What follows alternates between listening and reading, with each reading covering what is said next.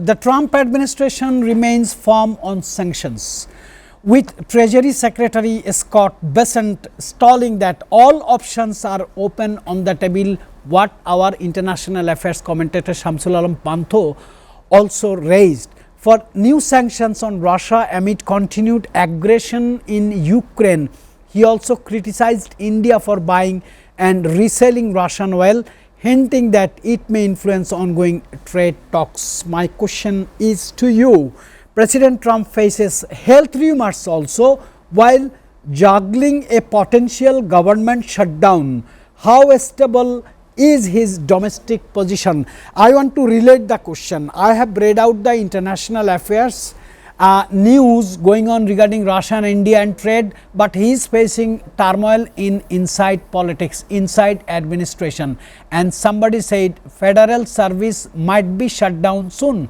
What is your comment on that? You are just near to federal service stations. Yes, the pressure, to put it mildly, the pressure is very intense.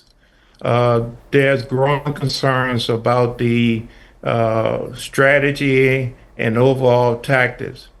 Like I mentioned before, the approval rating is not where it should be. Matter of fact, he has the lowest rating of any president in the last 4 decades right now in his time. Protests are high. The people are pressuring. We got a midterm coming up. They are pressuring their legislators to basically tell the president, back off. You're too intense. You're causing too much problems. We are going to suffer from this. Our international partners are concerned about the relationship developing with Putin, and they are concerned whether or not we are going to stand by them. The issue with Ukraine is one of confusion to people that, yes, we're going to back Ukraine, but to what extent? We're not going to put troops in, but we will provide what? They don't know exactly what that means and how it's going to happen and what effect Putin's pressure on Trump will have on this overall outcome. So the aggression, the military moving forward is also putting pressure on Washington to act, to make some action. They want this thing ended. They want a conclusion. So the pressure is to put on the president, to put on the Ukraine administration to basically surrender. I say surrender, but basically come to a conclusion where we can end this aggression and get to some type of peaceful terms. Mr. Norman, somebody says President Donald Trump loves to play golf, and he himself says golf is fun.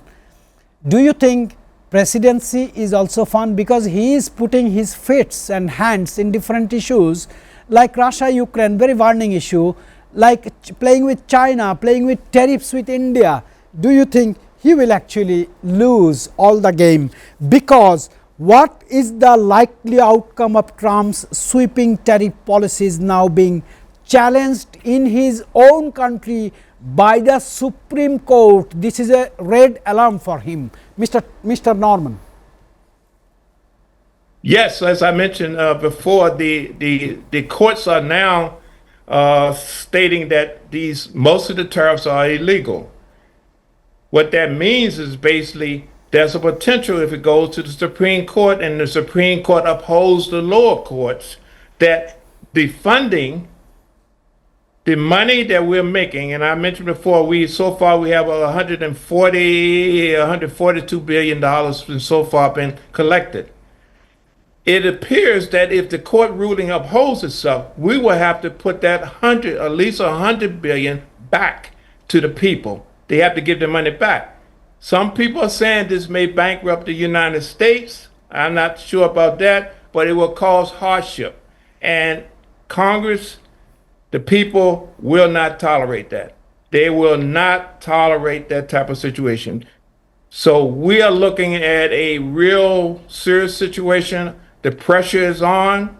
So there will be a lot of changing of attitudes by the administration, because again, we have a midterm coming up, and that is when they will respond. Is Donald Trump running so fast? I want to go to Washington one more time. That Donald Trump is has been selected based on 5 questions among the American people. Question number 1, it was, who gonna face Vladimir Putin's and its aggression? Question number 2, who gonna face Xi Jinping, I mean China's trade war? Who gonna create more jobs inside America? Who gonna control American gun violence or domestic violence? And last question was, who is going to be the boss of United States? Because American people thought America doesn't need a leader, they need a boss. So in this base, American people selected Donald Trump as their president. My question to Norman, are you happy now?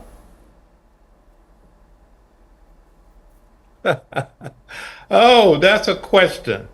No, no one is happy. Even his Republican Party, they are concerned that all of these promises has not come to fruition. A lot of things has happened. I believe that the speed in which things are being put out there is premature or too fast. Coming in a new administration, there's usually a 6-month adjustment period where we transition. This administration came in and they're basically cleaning house and starting from anew. By doing that, you make a lot of mistakes. It takes time to mellow out and deal with that. Unfortunately, these mistakes has ramifications all over the world. You want to do a lot of things and you want to do a lot of things fast. The world doesn't work that way. I mean, you try to force feed someone, people are going to resist. Some of the stuff may be good. In the long run, there's an agenda, there's a positive part somewhere there. But right now, people are hurting and they can't understand and they will not digest this force feeding. So right now, you're getting a lot of pushback, a lot of resistance.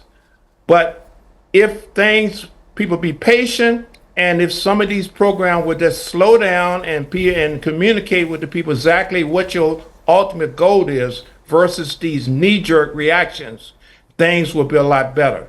So right now we're going through a phase of finding out who we are, what we can do, what the people want, and what the world will tolerate.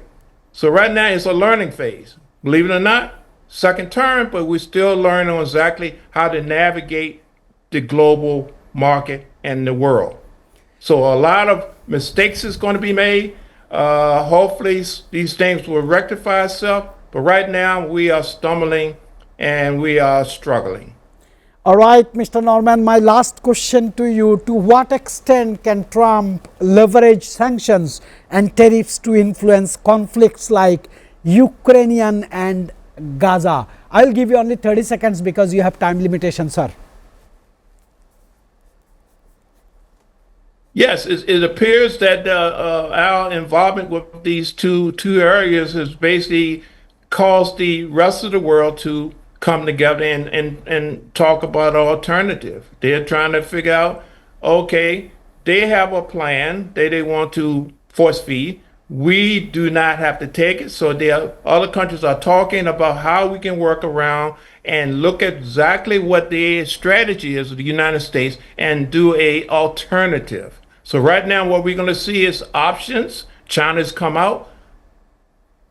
Russia is accommodating. India is playing into it. North Korea is waiting to see what's happening. So we are looking at changes of the transition. So all right, Mr. there will be an Norman. adjustment. All There right, will be an Mr. Norman. adjustment.